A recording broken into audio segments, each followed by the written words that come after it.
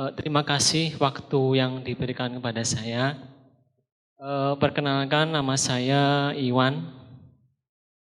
Saya sungguh bahagia bisa berkumpul di sini. Yang pertama, terima kasih waktu yang diberikan kepada saya kembali. Saya mau tanya kepada Bante Dhammasubho ya. Apa yang Anda paparkan tadi sungguh membuat semacam penyegaran dalam hati saya, ya mungkin bagi yang hadir di sini. Yang jadi masalah yaitu bagaimana Bante Dhammasubho memperkenalkan apa yang menjadi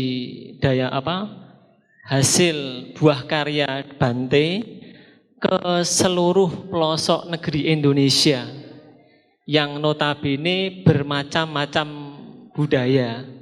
Mungkin Bante yang berasal dari Jawa mungkin ya lain dengan saudara kita yang ada di Sumatera, di Batak atau di Papua atau di Makassar yang rata-rata mempunyai temperamen tinggi. Bagaimana Bante untuk menyampaikan hal ini bahwa kita ini butuh santun, butuh sabar, butuh, sedangkan mereka itu rata-rata memang dari sononya memang dibikin untuk stylenya memang begitu. Itu Bante dari saya. Kemudian untuk Mas Pri, Mas Pri GS itu sungguh membuat saya juga semacam membuat hidup kembali. Bagaimana Mas Pri itu bisa eksis dimanapun ya, di keluarga, di semua lapisan itu, apa resepnya Mas Pri? Mas Pri mempunyai stamina yang begitu besar Mas Pri. Mungkin dari saya itu, terima kasih. Iya, terima kasih. Sebelum pertanyaan kedua, kita langsung aja ya Bante sama Mas Pri. Ya, yang pertama Bante, ini Bante bagaimana cara memerkenalkan budaya yang tadi budaya puja, budaya hormat. Yang saya tangkap kayaknya ini mungkin mindsetnya ke Jawa gitu ya.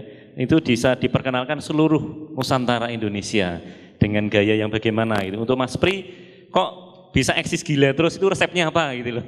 Ya, monggo persyaratan pertama silahkan untuk Bante. Saya mengenalkan mulai dari konsep manusia. Karena manusia itu berasal usul dari bahan baku yang sama, itulah sebabnya mereka dengan mudah bisa menerima. Bahkan pada waktu di Amerika, tahun 2004, saya keliling Amerika memberikan ceramah di 13 negara. 13 negara bagian di Amerika. Konsep saya apa? Tentang manusia. Saya ingin menyampaikan pesan, hendaknya tidak menjadi tematik sindiran bahwa orang barat, orang timur itu beda. Nah, itu sebab yang pertama. Saya mulai dari sana, bahwa manusia pada dasarnya berasal usul dari bahan baku yang sama. Tidak soal orang barat, orang timur, asal usul dari badan jasmani manusia ini sama. Bumi, geni, angin, banyu. Tidak beda.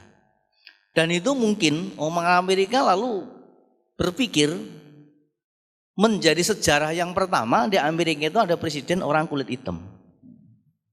Lalu ada yang nyindir, jangan-jangan nanti habis Obama presidennya Bante. Ya mungkin presiden taksi gitu saya. Itu persoalan. Jadi ketika kita itu berbicara masalah manusia, pada dasarnya disentuh melalui rasa manusianya itu menjadi sama. Itu sebabnya saya bisa bergaul dengan banyak orang.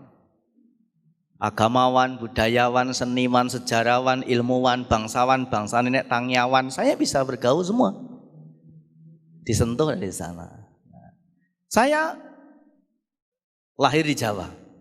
Tapi di daerah tertentu tidak yakin kalau saya ini orang Jawa.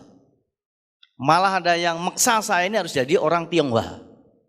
Saya buatkan nama Tionghoa. Jadi saya juga punya nama Tionghoa Pak, yang 3 huruf. Nama saya Tionghoa itu So Heng Siang. Artinya lahir saya itu Selasa Pahing Siang. Nah.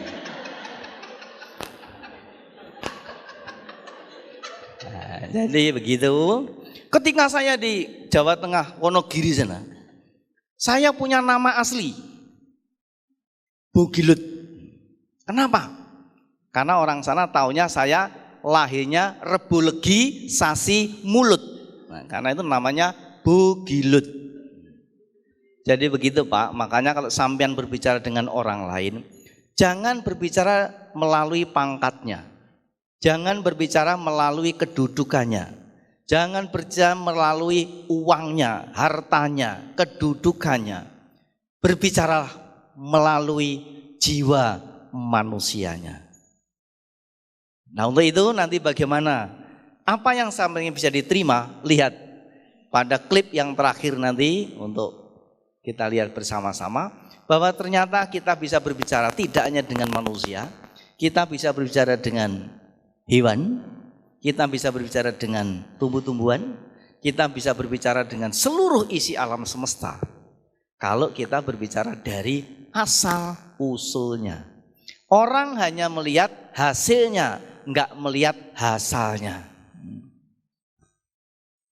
Hasilnya Pak Pri seperti ini, kan enggak lihat hasalnya kayak apa. Ternyata hasilnya kan luar biasa, langka loh. Bocah mempeng sampai 9 tahun itu mempeng itu.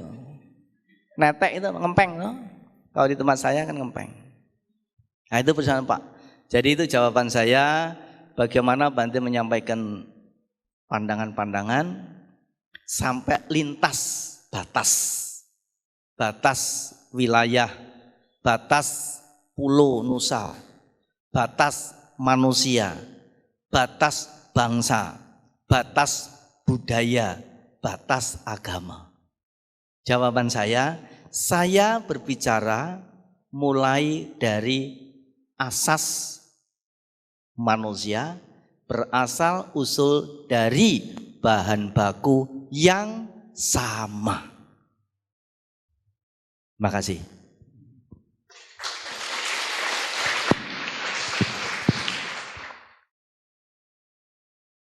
Iya, monggo Pak Pri. Mas Iwan, matur suwun. Saya juga tidak tahu ya Mas, kenapa saya begini nih. Tetapi mungkin dorongan saya bersikap atas orang lain itu dorongan memahami orang lain itu sampai sepenuh-penuhnya. Dari mana dorongan itu muncul? Mungkin dari penderitaan saya. Penderitaan saya itu mengajari saya peka sekali menangkap penderitaan orang lain itu. Sehingga segala sesuatu saya usut sampai tuntas. Misalnya begini, Anda di jalan raya di Indonesia ini luar biasa loh. Pemicu kemarahan di jalan raya itu hitungannya detik, bukan menit lagi. Lihat kalau angkot itu parkir, ngetem, cari penumpang itu dahsyat sekali. Itu di pinggir enggak, di tengah enggak.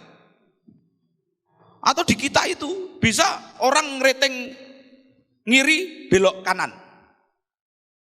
Soal angkot itu tadi, itu saya pernah heran betul karena kemacetan di belakangnya itu berderak-derak, klakson berteriak-teriak.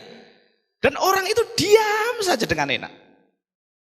Saya sampai takjub, iki ana wong salah kok kusuk ngene iki piye to? Sampai saya penasaran turun dari mobil untuk melihat iki janjane rupane wong kaya kuwi iki kaya ngapa? Sampai penasaran itu. Setelah saya melihat wajah sopir angkot itu luar biasa. Kemarahan saya menguap. Bareng tak delok kuwi cilik, ireng, kere.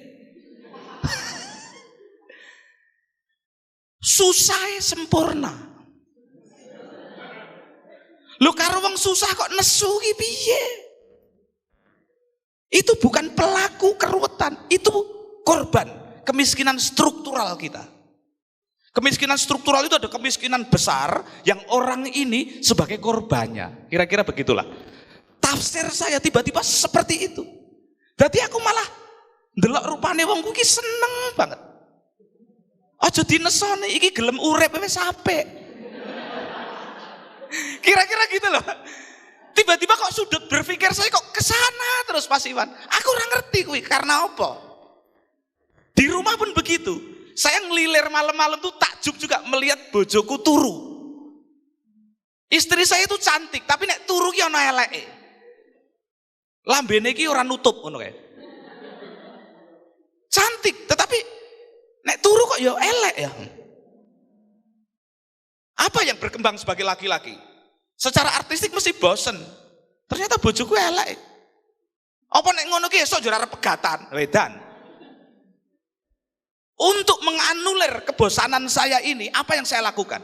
Pertanyaanku tak balik. Bojoku sing ngayu nek turu ki ana eleke, apa meneh aku? Mesti remuk iki. Tiba-tiba malam itu saya terharu dengan istri saya. Kok gelem ya tak kawini ya.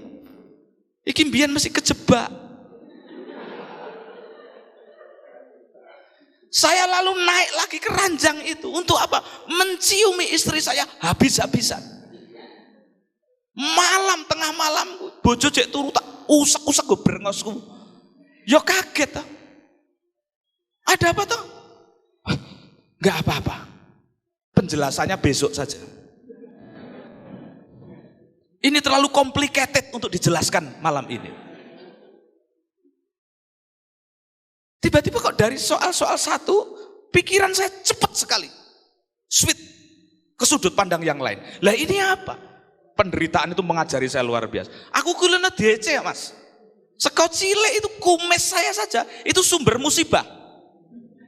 Karena muncul salah waktu. SMP itu saya sudah kumisan. Itu angger wong nonton, mesti guyu. Wong simpangan ki aneh saiki. Iki anak kucing. Ngono barang kuwi. Dinyek iki wis saka lahir wis dinyek aku. Jadi kok gelombang saya kok peka sekali terhadap penderitaan orang itu. Jadi dari orang-orang itu saya selalu melihat sudut paling saya rasakan tentang orang itu. Anak-anak saya juga begitu. Anak-anak saya itu yang laki-laki itu ganteng banget, Bu. Sampai saya sakit hati. Karena selalu dibanding-bandingin dia. Gurune, iki kok ora cocok tuh dadi anake Pri GS. Tonggoku, ora percaya nek kuwi anakku. Iki bojone mesti selingkuh. Dia anak bagus wis salah loh itu. Jangankan orang lain, anak sendiri saya akhirnya minder juga punya bapak saya itu. Di sekolah, saya melihat waktu jemput dia itu, anak saya yang laki-laki itu kok dari jauh itu kok melakukannya kok menjauh dari bapaknya, minggir terus. Tak undang edok-edok ora krungu. Dia masuk mobil itu sambil senyum-senyum getir gitu loh. Saya curiga, ada apa nak kamu? Enggak apa-apa. Ada apa ayo? Enggak apa-apa. Ayo jujur. Bapakmu ki wong cerdas. Ojo ngece kecerdasannya bapakmu, ayo. Ada apa? Pasti ada persoalan. Kalau tidak, mobil tidak berangkat. Ayo terus terang. Enggak apa-apa. Akhirnya anakku ini geli. Karena apa? Dari jauh itu ternyata anak saya itu melihat saya sedang berembuk dengan teman-teman, dengan ayah teman-teman dia. Ada banyak bapak-bapak di sana ngobrol karo aku. Lah anakku ki ndelok, bapaknya kok paling cilik. Bayangkan anak sendiri aja inferior kepada saya. Itu kalau tidak salah, itu kalau salah mikir bahaya. Oh ini toh sumber anak saya. Terus anak saya tentramkan. Oh iya nak, kamu tidak bangga ya punya bapak kecil? Ya enggak gitu sih. Lah apa? Ya pokoknya.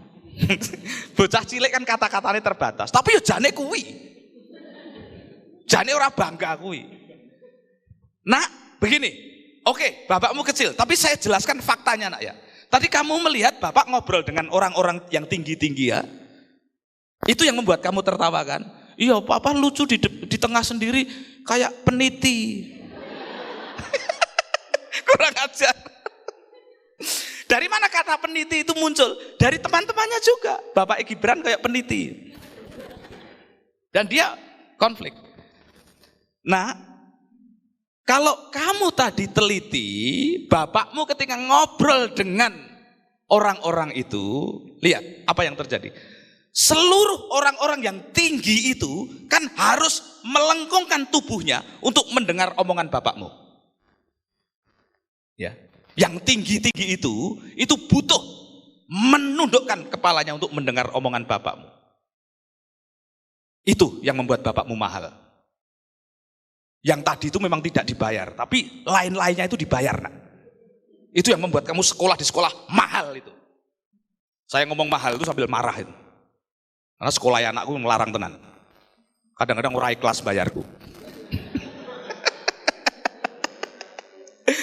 Jadi saya Bante dari kecil itu kayak diberi Tuhan sebuah pekerjaan rumah tentang rasa. Rasa diri saya sendiri dan rasa orang lain. Itu anugerah luar biasa. Dan itu saya awetkan terus sampai hari ini. Saya itu di rumah, Bapak dan Ibu, mengawetkan seluruh hewan yang ada. Karena gak tegel aku. Ono coro liwat mending aku sing endo. Ada laba-laba itu kita gak pernah berani usir. Gak tahu. Saking sayangnya aku karo kewan-kewan, ngantek omahku kayak kebun binatang. Saya mau menebang pohon, saya izin dulu loh. Aku tak tegur gelem ra. Orang jawab godhong iki. Gelem ra aku tak tegur. Saya konflik iki mbok ana swara sing ya entuk. Kok ora ana-ana. Maka saya lembut sekali waktu menegur itu karena iki mbok normal mbok ora iki aku ora ngerti. Tapi itulah yang terjadi. Apa meneh karo bojo. Saya itu Bapak dan Ibu mencium istri sampai hari ini. Sehari itu lebih dari 13 kali. Sampai hari ini. Apa karena pengen? Ora jane. Wong bojoku ambune terasi, bawang. Dastere sing dienggo ya kuwi terus. Dan kurang ajare bojo kuwi, daster sing paling disenengi iki malah sing elek. Jare silir ngono kae. Ora sah cedak kuwi bojoku liwat saja ambune aku wis kerasa. Kuwi daster sing wingi mesti. Tapi melihat saya dan melihat istri saya dan dasternya itu kayak melihat sesuatu sing nek ora ana wong kuwi, omahku kaya apa ki isine. Ngono ya Mas. Engko soal liya-liyane engko privat ning jaba. Ketoke wong padha rekasane iki peka dadi ya. Wau ngendikaaken ngingingi banyu susu ngeten. Mengandung nopo. Namung menawi wonten bahasa paribasan Jawi kok wong kokean banyu susu niku kok bodho ngeten. Nah, padanipun dipun manja, dipun ugung, dipun man-man niku dadine kok bodho. Lah, kula nyuwun penjelasan iki mangke. Lajeng nomor kali zaman sakmenika budaya kok sampun pudar. Lari-lari alit nih kok sopan santun pun mboten mangertos. Nuwun sewu, nderek langkung, ngeten niku kok pun mboten wonten. Amit-amit Mbah, ngeten niku pun mboten wonten. Lah niku nyuwun Bante wonten pundi-pundi ngajari babagang menika. Lajeng kula nek dong nampi tamu bocah cilik niku kok leh basa krama pun kuwalik. Pareng Mbah jeng kundur. Nah niki pun kuwalik. Mbah kula pun dahar kok ngeten. Lah iki mulai tata cara bahasa unggah-ungguh cara Jawi iki nyuwun tulung panjenengan sebagai pembabar agama nyuwun tulung endang melih babagan mekaten ya pun dipun ajaraken. Wiwit saking dasar menika nggih mekaten kemawon ingkang kula sakeaken. Iya, Pak matur nuwun. Pak sinten menika wau? Kula Pak Ponidi. Pak Ponidi, iya. Ya, Pak Obi silakan. Lanjut. Ya, selamat pagi. Tadi telah disampaikan di depan bahwa Bante sampaikan itu adalah budaya puja. Budaya puja adalah budaya untuk menghormati. Menghormati orang yang lebih tua, menghormati apa sajalah. Tetapi justru sebaliknya saya khawatir dengan Mas Pri ini, Mas Pri. Karena tadi Mas Pri cerita, saya khawatir justru Mas Pri ini justru tidak melakukan budaya puja. Kenapa? Karena Mas Pri dengan bangga melihat orang-orang menunduk di depan Mas Pri, tapi Mas Pri tidak pernah menunduk di depan orang-orang. Dan saya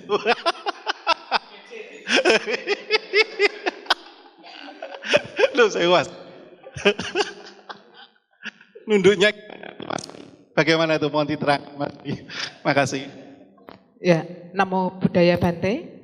Saya Lili. Saya ingin bertanya, kebanyakan terutama generasi muda kita menganggap bahwa budaya kita adalah budaya kuno.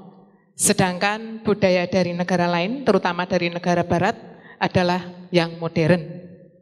Lalu pertanyaan saya, apakah kriteria budaya kuno dan budaya barat menurut pandangan terutama dari Buddhis?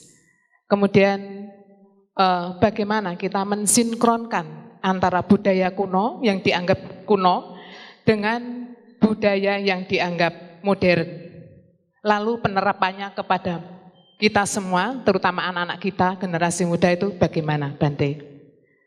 Itu untuk Bante. Kemudian untuk Mas Pri, bagaimana resepnya supaya kita bisa tampil dengan percaya diri walaupun kondisi kita mengalami kekurangan, terutama mungkin fisik, mungkin juga keterbatasan yang lain.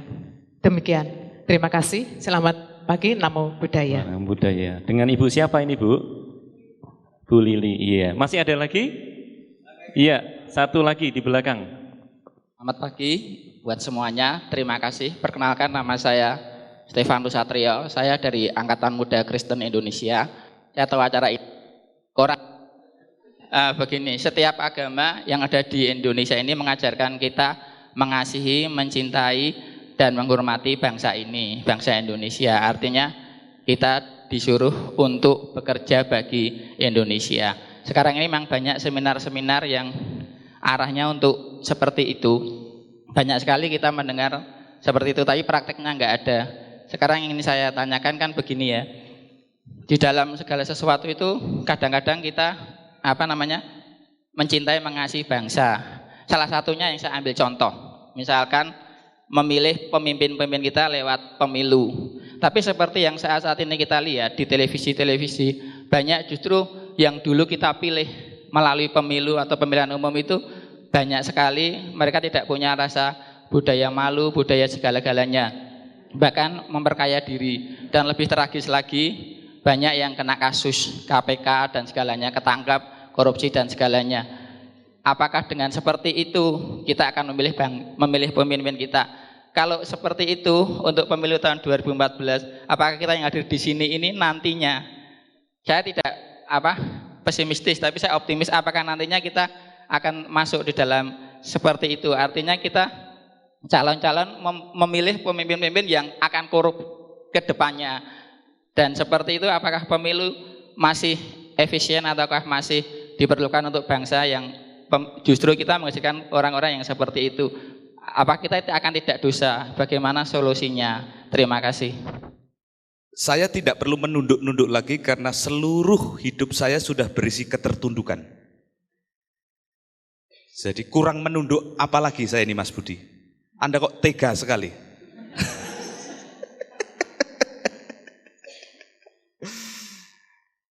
Dan Ibu Sinten Mas yang beliau? Ibu Lili. Saya ini habis-habisan loh Bu, untuk berani menjalani hidup saya yang sekarang, sebuah hidup yang sangat saya tidak pernah menduganya. Karena inferiority saya itu nyaris sempurna ya. Sikap rendah diri saya itu nyaris sempurna sebetulnya. Seluruh penderitaan saya itu lengkap rasanya. Dan makin dilengkapi oleh watak saya yang saya sebut sebagai watak artistik itu. Saya dulu tidak bisa membayangkan pacar itu kalau tidak cantik sekali. Dan yang saya sebut pacar itu ya gaunnya putih, ini piano grand, ini burung merpati. Kuwi tak bayangke pada saat aku ra iso mangan. Lah sing gelem sapa? Jadi sudah keadaan saya semacam itu, sudah watak artistik saya semacam itu. Cilikatan Mas. Tetapi Tuhan agaknya memberi teka-teki, memasukkan bakat kemelinti ning nggonku. Jane kemelinti kuwi saya memberatkan sebetulnya. Karena wong kere elek kok kemelinti kuwi digebuki wong tenan. Itu paradoknya. Tetapi itu ternyata sisi lainnya itu menghidupi Mas. Karena saya tiba-tiba bakat kemelinti itu membuat kadang-kadang aku lali nek aku ki kere. Naksir yo naksir ngono wae. Ditolak wis paling rasane yo ngono kae. Ora iso mangan paling ngelih yo ngono kae to. Wis ora iso noleh gidok karena gidok wis ora duwe. Nah, itu kok dengan informasi tertentu, dengan pembelajaran tertentu, apa yang saya sebut insting kemaki itu ternyata kok daya hidup namanya. Daya hidup itu luar biasa, akhirnya yang menyelamatkan saya itu sampai duwe akal-akal ngono ngantek walali. Kalau saya dihadang banyak keterbatasan, Mas. Bu Lili, sampai sekarang ini paradok hidup saya belum rampung. Misalnya saya di Jakarta, diundang ceramah besar sekali Bu. Saking besarnya itu sampai saya masuk ruangannya aja hampir nggak boleh. Saya pembicara utamanya Bu. Karena mendelok bentukku. Ora entuk, dikira office boy. Itu Bu, nek aku ora ndek bakat kemelinti, mati. Lah bakat kemelintiku ki untung dengan informasi tertentu menjadi tidak anarkis, tetapi menjadi energi sabar. Akhirnya apa? Aku ya meneng wae rantok mlebu ki meneng wae lungguh ning pojokan ngono. Karena aku ngerti kalkulasi ini, mengko kan yo digoleki. Wong pembicara kok. Wah, habis itu betul, begitu saatnya saya ngomong, panitia aku bingung kabeh. Akhirnya malah dikawal kayak wong penting kayak mlebu ngantek kayak banser. Tetapi saya tidak. Kemudian aku pembicara loh. Kok ora entuk mlebu? Tidak. Bakat kemelinti saya itu malah membuat saya dengan informasi-informasi pembelajaran itu membuat saya tenang duduk menunggu apa yang terjadi. Terus belum lama ini saya diundang ke Balikpapan menjadi tamu wali kota untuk ngomong di masyarakat Balikpapan. Undangan-undangan semacam itu tiketnya saja VIP mesti itu. Tetapi itu juga siksaan bagi saya. Karena VIP itu nenggon pesawat iki kursine iki gede banget. Aku iki dadi kaya saupil ngono kae.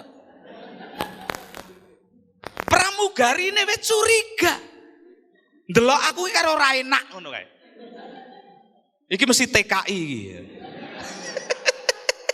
Gitu Bante.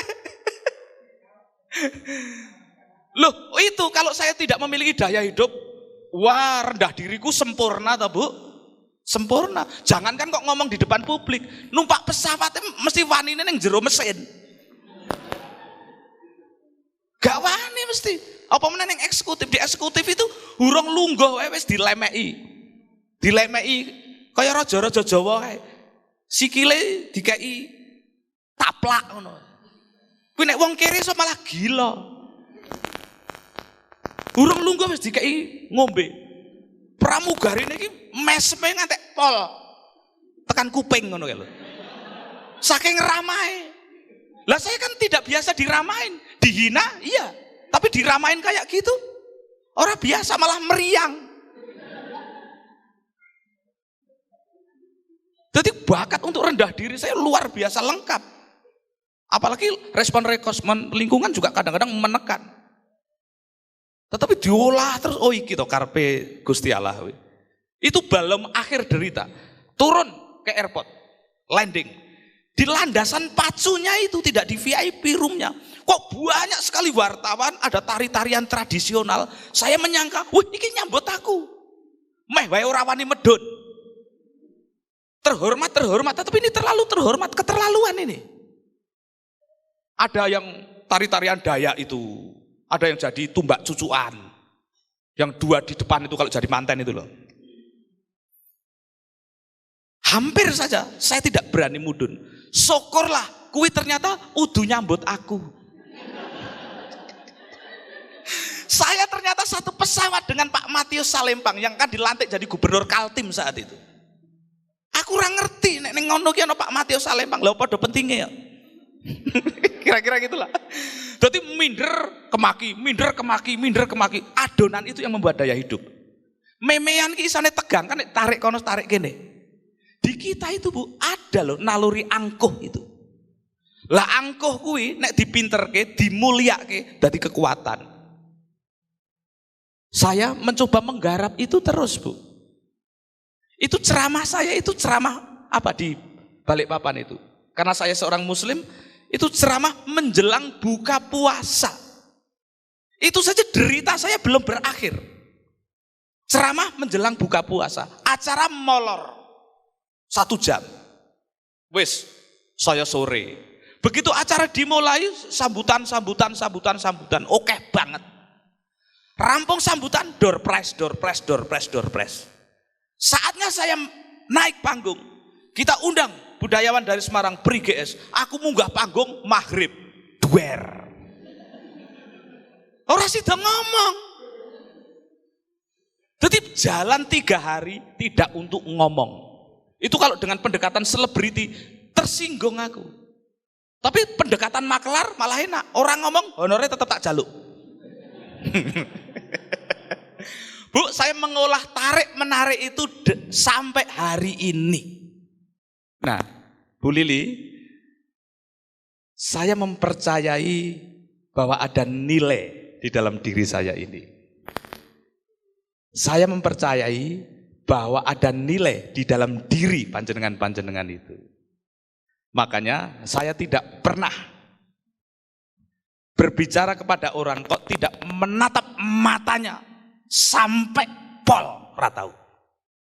Sehingga sensasi kalau orang ngomong-ngomong karo aku itu mesti perasaan nyaman karena tak rungokke rumangsane.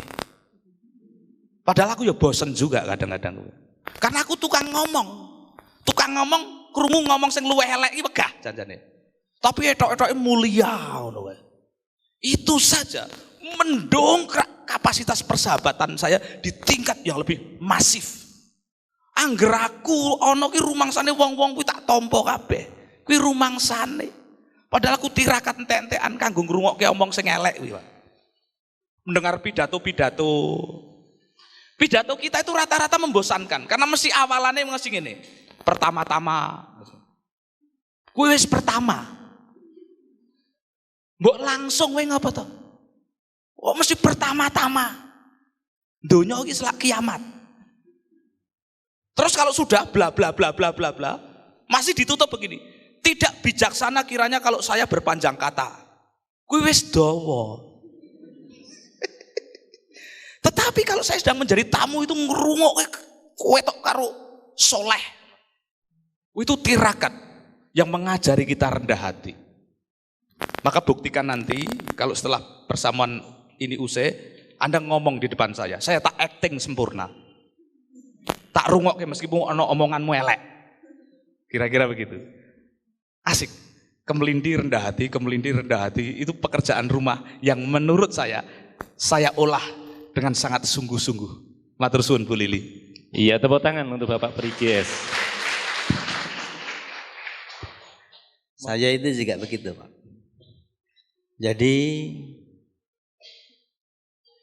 kalau saya di pedalaman-pedalaman ketemu dengan orang yang di Indonesia nih Pak, saya pernah pergi ke satu daerah yang rasanya tidak Indonesia. Saking energinya itu sudah berbeda banget. Berbicara dengan mereka saya tidak merasa besar.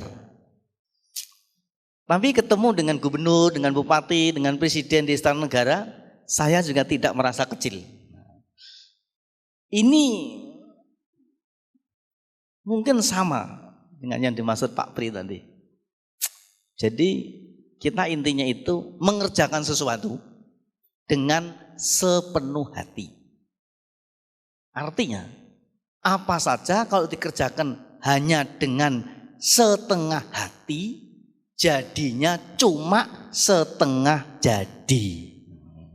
Kadang-kadang kepada yang terhormat itu saja sudah 15 menit. Kalau ada orang lupa disebut kepada yang terhormat, protes dia, batuk-batuk.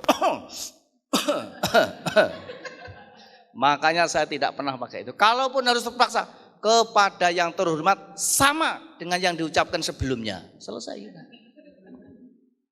Nah itu rahasianya. Jadi kalau sampean semua mengerjakan apa saja dengan sepenuh hati, hasilnya pasti jadi. Nyambel saja kalau ngulek ora sepenuh hati, sambelnya sengak. Lipstikan kalau enggak sepenuh hati, gelepotan. Apa mana pasang esedo, pasang apa, wah jadi ketek tenan orang tenanan gaya. Nah untuk itu rahasianya. Jadi ini hak semua orang. Yang kedua, Pak, kenapa sekarang ini kok jarang mendengar anak-anak nyuwun sewu di depan orang tua? Mengapa? Karena sekarang ini enggak lagi pakai nyuwun sewu, Pak, nyuwun sejuta. Kenapa? Sewu ra entuk nggo apa-apa. Paling gelali ning ngarepe Pak Prigi. 500 mungkin. Sekarang nyuwun sejuta. Tentang pendidikan, ini mestinya program negara. Saya ketemu dengan Pak Irlambang yang dulu dia pejabat tinggi Pedanka tahun 70-an 80-an. Baru sekarang ini beliau menyadari bahwa pendidikan, materi, kurikulum yang namanya budi pekerti diganti PKK. Nah, ternyata PKK pekerjaannya bukan olah tubuh, bukan olah tampil seperti yang diajarkan Pak Saputro, tapi malah olah roti. Akibatnya anak-anak hanya sibuk bawa kompor, bawa apa ke sekolah. Sampai terlambat ini sudah akan dipakai 30 tahun. Yang namanya budi pekerti hilang. Sekarang pekertinya sudah tidak berbudi lagi. Nah untuk itu buat kita umat Buddha, saya mengatakan di mana-mana tidak kehilangan kesempatan. Karena sekolah terbesar itu adalah rumah tangga. Guru terbaik itu adalah ayah ibu. Karena itu ada istilah ayah ibu, guru di rumah. Bapak ibu guru, ayah ibu di sekolah. Karena itu kalau ibu-ibu bapak-bapak tidak bisa mengajar anaknya sendiri, jangan kaget kalau nanti anaknya jadi kurang ajar. Karena memang tidak pernah diajar.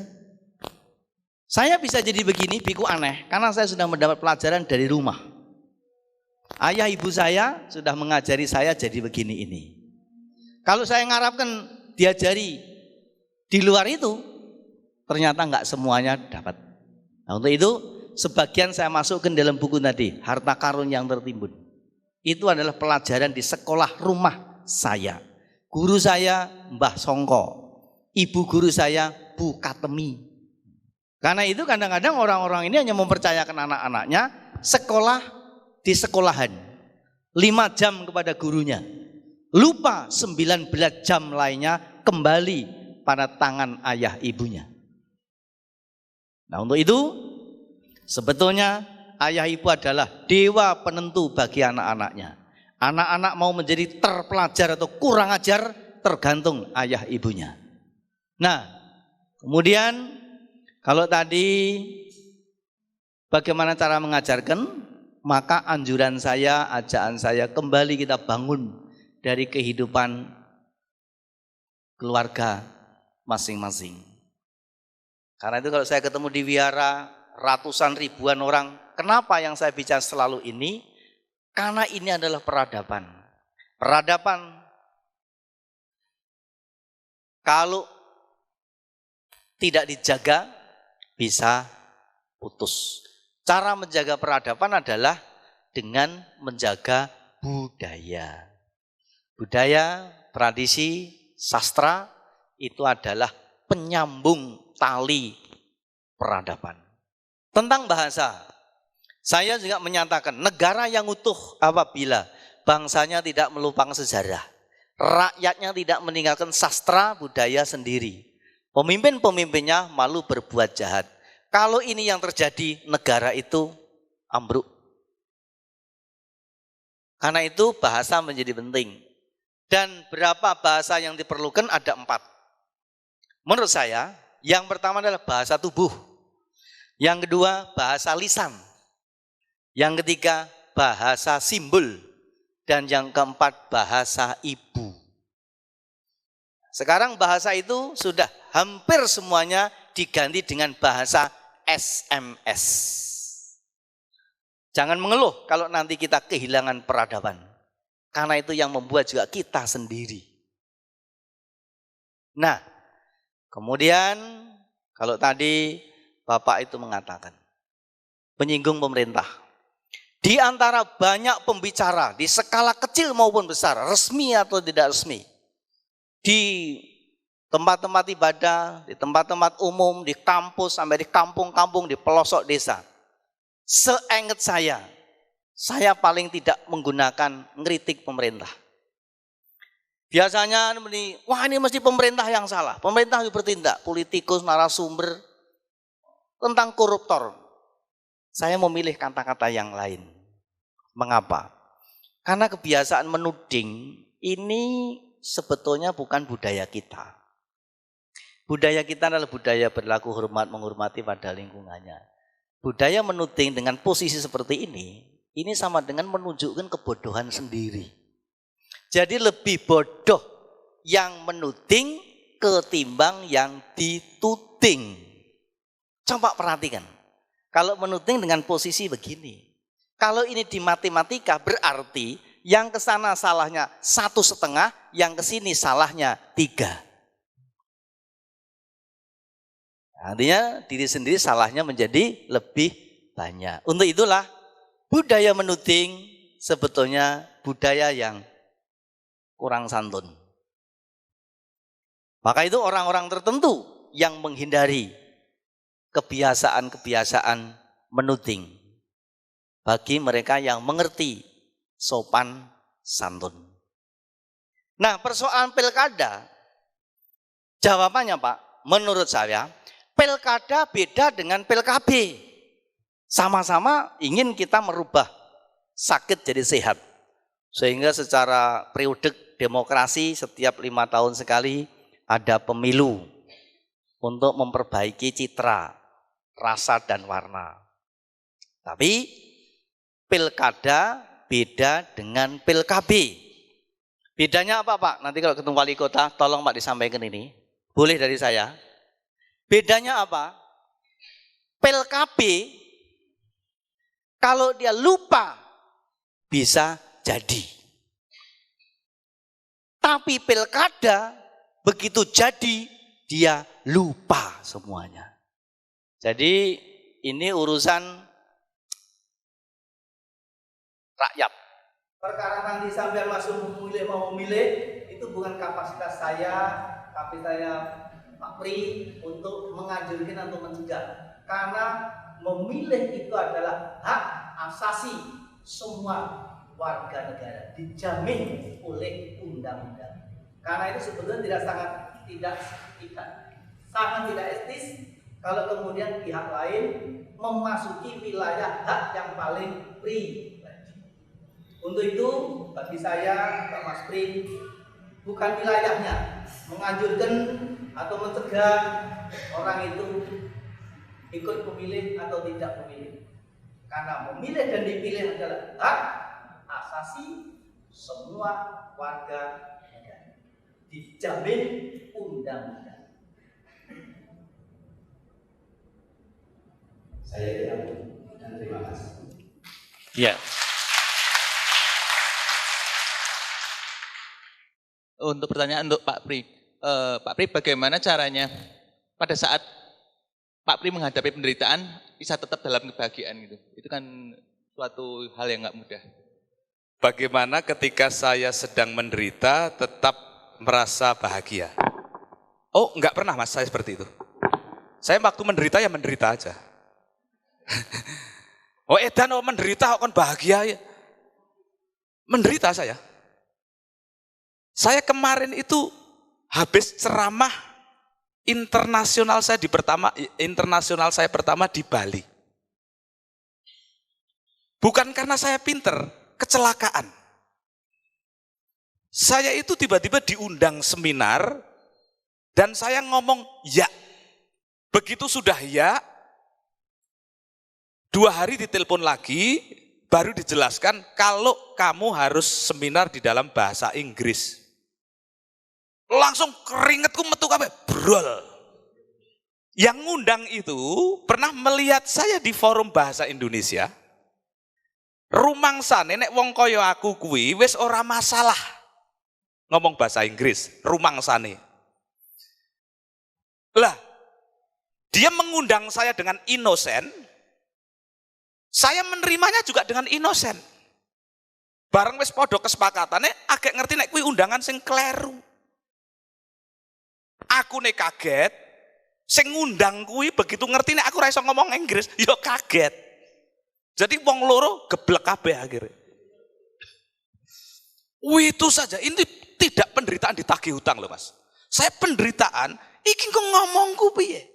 Partner saya itu World Champion Public Speaking dari Amerika. Kami menjadi pembicara utama di forum. Dian tau gue.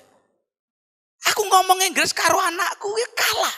Anakku nonton TV kan guyu terus, gue guyu apa tale? Suwi-suwi anakku wegah nek aku dia nonton TV saya datang. Karena mesti ditakoni terus. Suwi-suwi papa minggir dulu, nggak usah ikut nonton. Karena Inggris kami itu levelnya berbeda.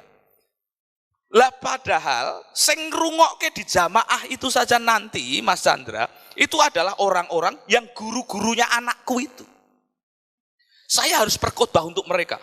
Penderitaan saya Mas Chandra. Tetapi hebatnya ini, undangan itu saya terima setahun sebelum hari H. Itu kabar baiknya. Kabar buruknya Mas Chandra, selama setahun itu penderitaan saya malah berlangsung. Aku turu ngomong basa Inggris. Mudhun omah basa Inggris. Selama setahun kuwi aku kaya wong edan. Anakku ora tajak omong-omongan, bojoku ora tajak omong-omongan, tanggoku liwat ya aku lho ngomong nganggo basa Inggris. Selama setahun itu Mas Chandra penderitaan saya, seluruh wajah prigek sing kemlaki, sing kemlindi lenyap. Onone prigek sing stres. Gusi saya bengkak. Apa njur tak manipulasi? Oh, ini penderitaan harus bahagia. Ora. Kuwi kelasnya bantai. Kelasku karo kelasmu mari menderita dengan happy. Happy ki yo menderita. Aja mbok manipulasi edan apa?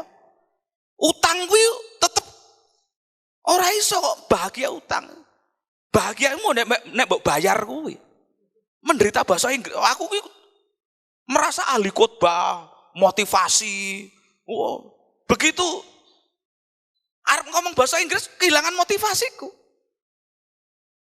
Jadi meriang total. Tetapi karena saya ikhlas kepada penderitaan saya Mas Chandra, pidato 1 jam itu saya hafalkan setahun, hasilnya luar biasa. Wong Inggris dhewe ngantek kalah Inggris. Aku ono video, aku takjub lho, aku sepinter ngene rek. Tapi sak jam kuwi bar kuwi aku ora iso ngomong meneh. Aku mau ngapalke setahun iki kanggo sak jam tok kuwi. Wedian to kuwi. Kuwi ora iso dimanipulasi, Mas. Saya menutup seluruh peluang-peluang yang mengganggu jadwal saya latihan bahasa Inggris selama setahun itu. Mas, kuwi mangan ra enak. Kelon karo bojo wegah. Anak bengok sithik hawane meh ngampleng. Samadiku kanggo bahasa Inggris itu. Dan kuwi wae aku saiki karena ceramah saya dianggap berhasil, sesuk ki arep diundang neh. Untuk ceramah sing luwih besar meneh, aku wis stres meneh. Karena aku kudu ngapalke meneh to. Enggak Mas, saya orang yang jujur kepada penderitaan. Jujur. Nah, kepada kejujuran itu, saya malah dibimbing untuk menyelesaikan kasusnya. Aku Rene iki mau ki yo ndredeg iki. Rene iki ndredeg, aku pembicara top. Rene wis ndredeg ra karuan karena apa? Wah, iki kok mesti sopan iki aku. Iki nek ngomong karo Bante kok ora sopan kuwi, iki bahaya. Padahal sopan kuwi udah kelakuanku. Sopan ki aku kesel kabeh jane. Iki tak sopan-sopan ke mulak nondang bar wae pembicaraan ki. Tapi grogiku ora iso tak tutupi, Mas. Grogiku ora iso tak tutupi. Dan kuwi aku mengambil grogi itu kan dengan jujur, ora manipulatif, ora sok confident, sok pengen acting sing wah ketok-ketok ora. Karo Bante kok kemelinti berat toh. Wong posoku mung tiap puasa Ramadan, Bante bendino. Ya. Gek liwat ngono getarane aku wis pengen mundur terus hawane. Grogiku. Orang yang jujur kepada grogi dan penderitaannya itu membuat kita diterima. Akhirnya di Toastmaster di Bali, itu yang ngundang Toastmaster internasional. Kabeh orang datuk bahasa Inggris. Akhirnya apa? Saya klarifikasikan sebelum naik pentas. Ini adalah undangan pertama, forum internasional saya pertama, dan ini adalah kali pertama saya ngomong Inggris. Orang bertepuk. Dan ini adalah kali pertama saya mencoba ngomong Inggris, sebelumnya saya blind to English. Keplok meneh. Jadi aku mau jaga keplok-keplokan terus ngono-ngono. Suwisi Inggrisku ki sithik banget. Ngerti-ngerti waktu wis entek. Terus iki jek tak ulur-ulur meneh tekniku. Inilah kenapa saya memberi judul ceramah saya ini Sound of Silence. Dadi nek aku tiba-tiba keep in silent, udah salahku. Keplok meneh, suwisi lang bar ngono tok kuwi. Neng panggung ngono jujur banget terhadap penderitaanku. Wis to, jujur dalam penderitaan, enak. Nggih, ngono wae, wis dibarke wae saiki ya. Tepuk tangan, tepuk tangan.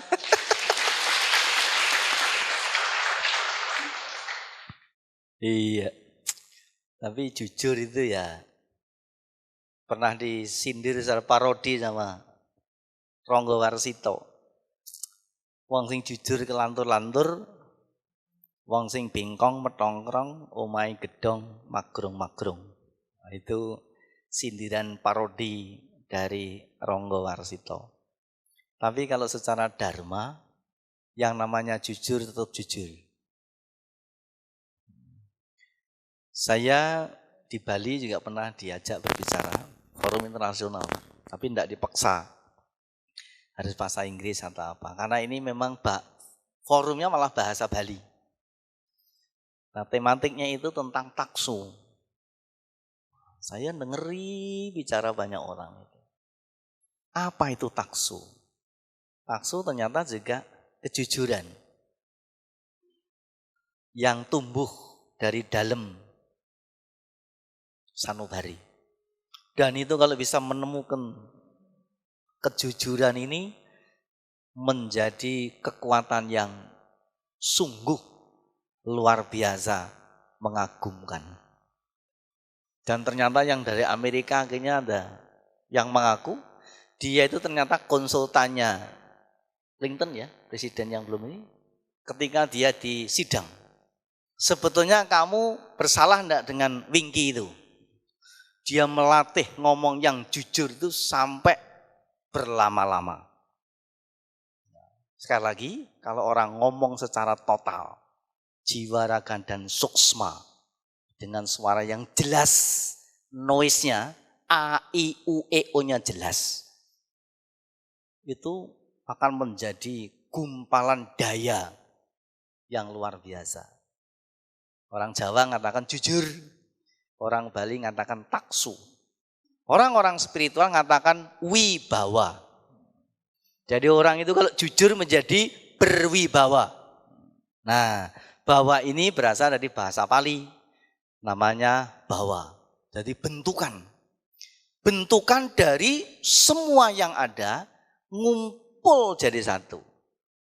Itu menjadi benda yang solid. Benda-benda yang gelas yang begini ini, kayak keramik ini bukan satu unsur. Ini banyak unsur yang dimix menjadi satu. Dengan begitu rekat, makanya menjadi keras.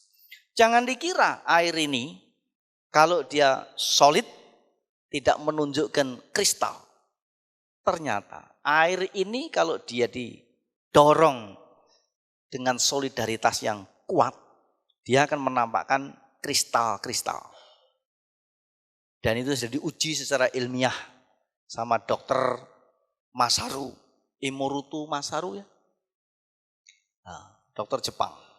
Air yang diberikan mantra, air yang diberikan parita, karena dia merasa pikirannya diberikan energi yang positif, maka dia menjadi solid, menjadi jujur, menampakkan kristal-kristal.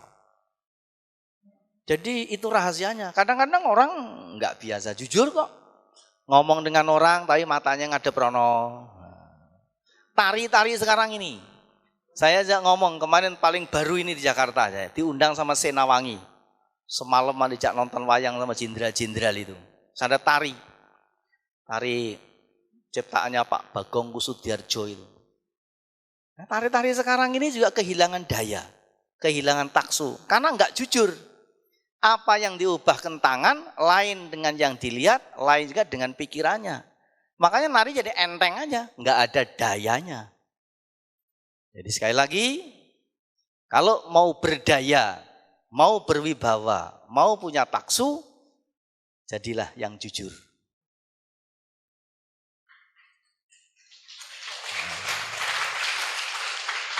Nah, untuk itu, sampai saya katakan juga di forum ibu-ibu, kalau ibu-ibu ini juga mempunyai kejujuran, dia yang muncul adalah taksunya. Meskipun dia tidak glamor, tidak fashion, tetapi dia menjadi anggun. Cantik orang sekarang ini karena fashion. Tasnya Hermes. Sopo lagi gitu. Tapi kalau nggak pinjaman, kreditan. Karena itu jalannya juga nggak jujur. Makanya juga tidak menumbuhkan taksu. Tapi kalau Bante Guta, Bante Catak bawa tas Yam itu, harganya berapa ribu sih itu? Dibanding dengan Hermes yang satu tas 150 juta. Tapi kalau Bante Catak, Bante Guta masuk, panitia langsung, hadirin dimohon berdiri. Yang mulia Bante Catak Mano memasuki ruangan. Karena taksu. Nah, kalau ibu-ibu dengan jujur, begitu jalan anggun. Meskipun tidak mewah, tapi anggun. Telenok. Itu kalau jujur. Tapi begitu enggak jujur, meskipun gemebiar, tapi jalannya menjadi lain. Telek tok.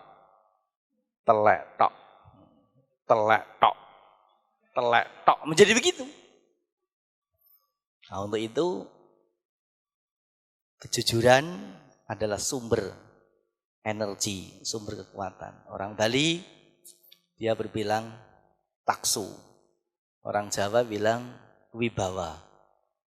Rakyat biasa, jujur. Saya kira begitu, enggak ada lagi yang mesti ditambah, dikurang. Karena itu sudah esen. Untuk itulah, budaya-budaya seperti ini sebetulnya ada budaya kita. Kalau tadi Bu Lili ada yang ketinggalan tentang budaya. Kok ada budaya barat, budaya timur, lalu ini primitif, kemudian ini modern. Apa ukurannya? Dan kenapa kita meninggalkan? Waktu di Amerika, saya di kedutaan itu dapat cerita bahwa ternyata Amerika ketika akan merdeka 200 tahun yang lalu, sebelum mereka merdeka itu tim perumus kemerdekaan yang dipimpin oleh Washington DC, dia itu bersidang sampai berhari-hari maraton, tidak putus, tidak berhenti. Intinya apa? Washington DC ini adalah pemimpin serikat buruh koloni Inggris yang bekerja di industri di Philadelphia. Satu waktu dengan teman-temannya dia mengajak, kita selamanya mau jadi buruh apa menjadi bangsa yang merdeka. Diskusi panjang lebar kali tinggi ditambah isi, akhirnya sepakat merdeka. Kalau merdeka ada konsekuensinya. Berhadapan dengan koloni Inggris. Baik, itu sudah resiko. Karena satu opsi ada dua sisi, konsekuensi dan kompensasi. Baik, kalau memang kita mau merdeka, kita mempersiapkan kemerdekaan. Apa ideologinya? Apa culture-nya, apa strateginya, dan lain-lain. Nah, yang mengejutkan saya, ternyata mereka itu ketika merumuskan ideologi culture Barat, itu malah belajar dari culture Jawa. Mengapa Pak Alim? Mereka melihat, di timur jauh itu ada negara, suatu bangsa, yang berdiri di atas kepingan-kepingan pulau yang berjauhan. Tapi hebatnya mereka itu bisa bertahan sampai beratus-ratus tahun. Berarti ada rahasianya itu. Apa rahasianya? Dicarilah ke negara timur jauh itu. Dan ternyata ketemu namanya negara Nusantara. Dan Nusantara itu Indonesia sekarang. Dan itu yang diambil. Budaya masyarakat, hak asasi, itu ternyata belajar dari Nusantaranologi. Yang ini ditetapkan menjadi ideologi bangsa Amerika ketika mereka merdeka. Berbicara asasi, karena mereka ini datang dari berbagai imigran, maka dia juga harus menjaga perasaan. Ini negara yang kita bangun milik bersama. Kita harus jaga dengan baik. Jangan menonjolkan di antara salah satu. Begitu menonjolkan berarti egonya muncul. Begitu egonya muncul, asasi kita tercemar. Itulah sebabnya asasi mereka yang dimaksud seperti ini. Menjaga milik bersama. Nah, kemudian yang sekarang masih nampak di Amerika, yaitu di Los Angeles. Pak Alim sudah pernah ke Los Angeles. Apa yang terasa di sana adalah sopan santun berlalu lintas. Di jalan-jalan itu Bu, nah, di perempatan-perempatan, ini selalu orang berhenti lebih dulu. Ada enggak ada rambu-rambu? Ada enggak ada lampu biorpet? Begitu mau masuk perempatan, dia berhenti dulu. Dan itu sama dengan yang dipakai di Australia. Mana yang kanan, dia berjalan dulu.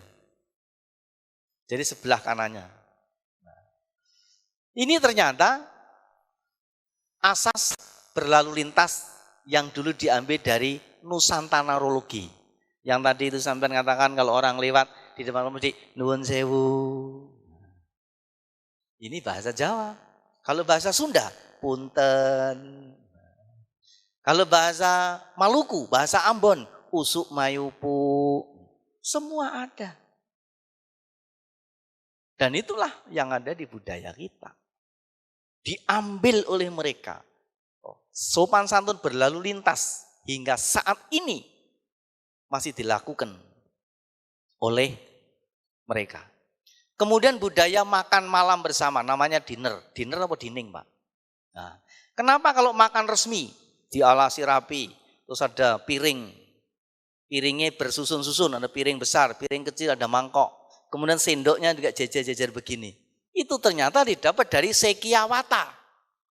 Sekiawata itu adalah tata tertib cara makan biku sama nera.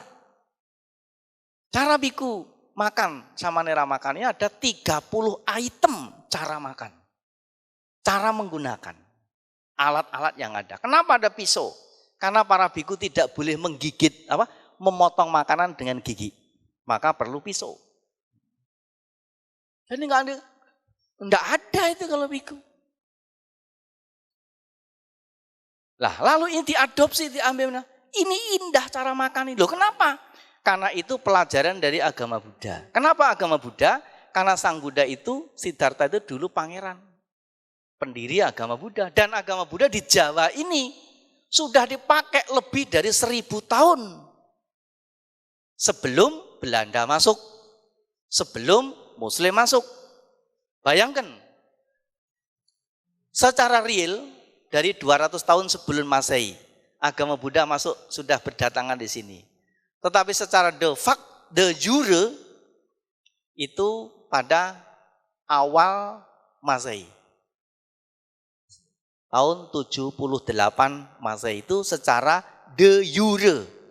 Tapi de facto dari 200 tahun sebelum Masehi. Budaya itu sudah dipakai. Sampai abad 15, Majapahit runtuh. Bayangkan itu. Tradisi itu sudah dipakai turun-temurun. Nah, untuk itulah sekarang ini kenapa kok budaya kita yang luhur itu menjadi bergeser? Karena kedatangan orang Barat. Orang Barat belajar dari namanya folklore. Budaya, tradisi, rakyat. Seperti tadi yang Pak Pri katakan, orang yang sedang cinta itu adalah mudah diprovokasi. Nah, makanya orang itu dibuat mabuk agar pikirannya mudah diprovokasi. Untuk itu, sejarah, peradaban, sastra, budaya, tradisi bangsa Timur diganti oleh kepentingan politik Barat demi penjajahan. Yang pertama apa yang dibutuhkan? Bangsa lokal dijatuhkan menjadi bangsa kelas 3. Jadi egonya dulu yang dibanting. Baru bangsa asing non Nusantara bangsa kelas 2. Kemudian orang-orang Barat menjadi bangsa kelas 1. Gajinya kalau bekerja berbeda. Fasilitas semua. Jadi mentalnya sudah dibuat jatuh dulu. Nah, ini mengapa saya mengajak untuk kembali menggali dan belajar sejarah. Karena kita dari ulah itu menjadi lupa, tidak pernah berpikir kalau dulu pernah menjadi bangsa yang besar. Maka menjadi minder. Nah, jadi kalau misalnya Indonesia ini separuh saja penduduknya itu modelnya kayak Mas Pri ini, Indonesia itu bisa bangkit lagi ke zaman-zaman yang lama. Kita menjadi orang yang berbangga diri, tetapi tidak sombong. Nah, karena itu, jangan dikira budaya Barat itu lebih luhur. Padahal orang Barat itu ngambil budaya Timur dipakai, kemudian dia ganti yang diberlakukan di sini. Nah, untuk itu, kalau memang kita masih mempunyai daya tawar menumbuhkan potensi diri, Belanda itu juga memberi beberapa daerah istimewa. Kayak Yogyakarta, kayak di Aceh, di Tulungagung itu kecil-kecilan bukan raja, Pak. Ada namanya Desa Wajak. Itu juga desa merdeka yang tidak ditarik pajak. Wajak Tulungagung. Di sana ada pabrik namanya pabrik onik, pabrik keramik, pabrik marmer. Itu wilayahnya Ndoro Margono. Sebetulnya orang desa yang dia itu santun dan punya harga tawar kepada asisten government yang dari Kediri. Akhirnya asisten government Kediri pulang, angkat kaki dan dinyatakan wajak merdeka. Tidak dikenakan pajak. Jadi kadang-kadang kita itu nggak punya daya tawar sih, belum apa-apa sudah minder duluan. Kamu agama apa? Gak berani jawab. Kamu agama? Saya agama Buddha. Ya begitu. Lalu tunjukkan kelebihan-kelebihan di dalam Buddha ini. Seperti tadi diuraikan oleh Mas Pri, tunjukkan potensi diri. Enggak apa-apa, kecil. Tapi berkepala besar. Misalnya begitu. Jadi seperti ini yang mesti digali dan ditampilkan yaitu daya tawar. Nah untuk itu budaya barat dengan budaya timur, modern dengan tidak modern, sebetulnya tipis. Karena itu hanya dari cara pandang dan image yang dibangun.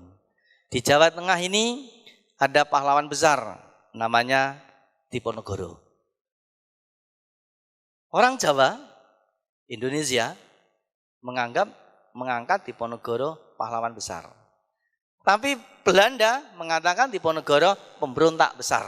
Orangnya sama. Yang beda apanya? Cara pandangnya. Karena itu kita diajak, pandanglah sesuatu apa adanya. Jangan apa nampaknya. Kadang-kadang orang hanya dilihat apa nampaknya, enggak dilihat dari apa adanya. Cara-cara seperti ini memberikan keberanian pada kita. Memberikan kekuatan pada kita. Menumbuhkan taksu pada kita. Menumbuhkan wibawa pada seseorang. Rahasianya apa? Jujur. Yang penting jujur kacang hijau. Bubur kacang hijau kok jujur kacang hijau. Saya kira begitu. Bapak-bapak, ibu-ibu sekalian, dan masih ada lagi Pak? Saya kira cukup ya sampai di sini. Nanti kita lain waktu bisa ketemu lagi. Mudah-mudahan Pak Pri berkenan kembali memberikan inspirasi pada umat sekalian. Tapi ini sebetulnya eman-eman. Ini seperti membunuh nyamuk pakai pedang. Nah ini ilmunya Pak Pri begitu luar biasa. Nah, tapi yang ikut di sini baru kapasitas dalam biasa. Nah untuk itu mesti dirumuskan lagi bagaimana tidak hanya mengikat kambing dengan majun.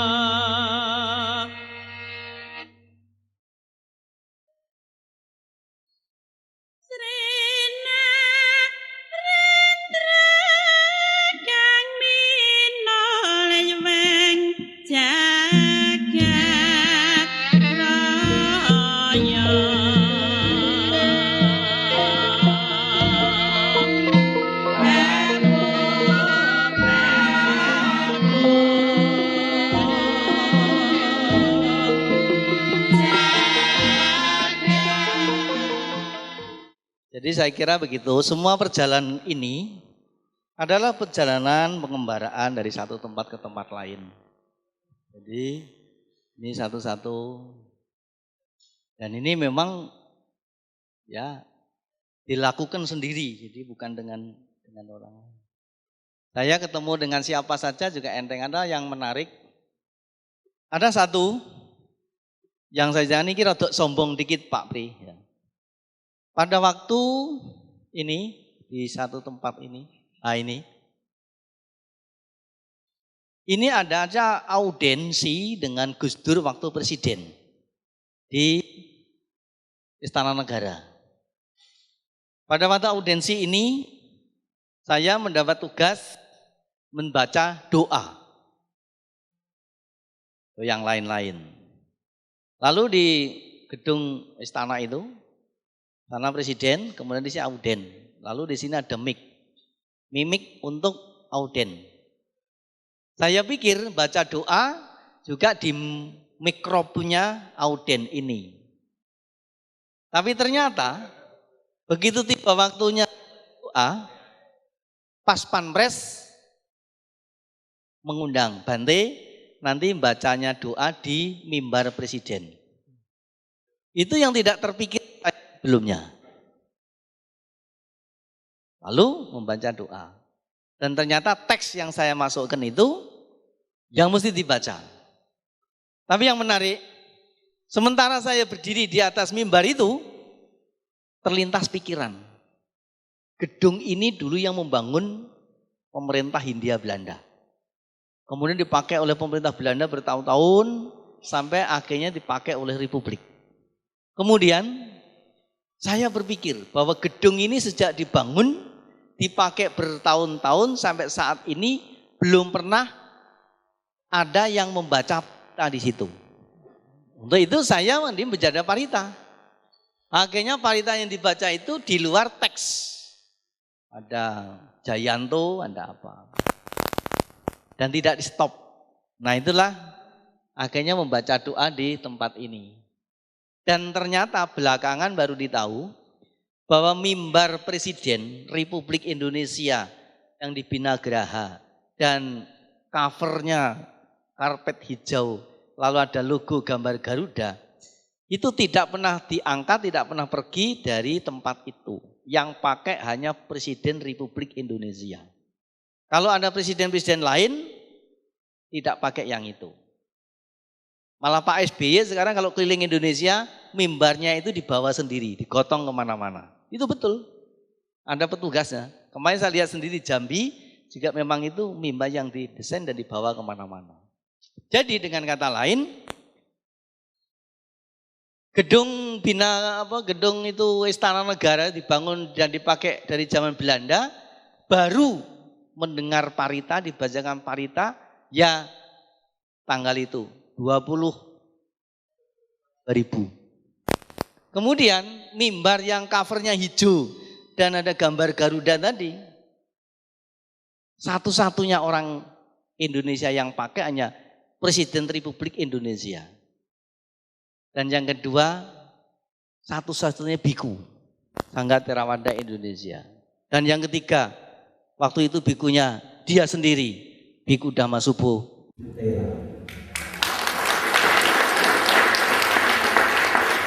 Karena itu, kalau ada di gubernur bupati, saya pernah di sana, gubernur bupatinya belum pernah di situ.